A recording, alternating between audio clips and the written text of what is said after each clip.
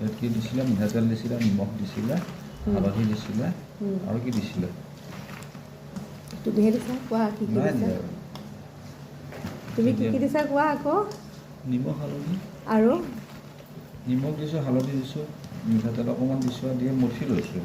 ইয়াৰ ৰঙালাও আছে আৰু ৰঙালাও আছে, আলু আছে আৰু পচলাটো আছে খাদ্যতে।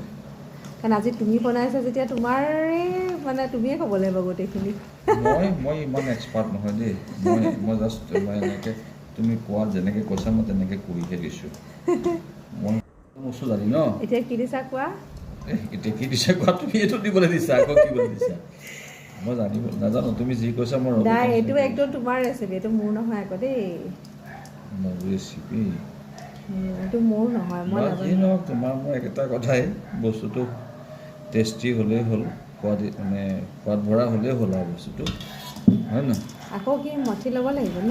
মঠি ল'লে ভাল আৰু বস্তুখিনি মিক্স হৈ যায় যে, হয় নহয়? ধুনীয়াকৈ মিক্স হৈ যায় ন মঠি দিলে? মিক্স হৈ গ'লে ভাল আৰু বস্তুটো থিকনেছটো আহে, টেষ্টটো আহে চাগে ন? টেষ্টটো আহিবই।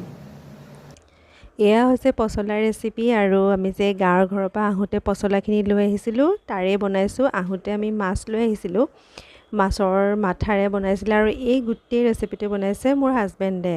আৰু ইয়াতে পচলাখিনি মিহিকৈ কাটি লৈছে, তাতে ৰঙালাও, আলু, মচুৰ দাইল, তেল আৰু কেইটামান চয়াবিন দিছে, জলকীয়া আৰু মান ধনিয়া মিহিকৈ কুটি দিছে, লগতে নিমখ, হালধি এই সকলোখিনি বৰ ধুনীয়াকৈ মিলাই দিছে।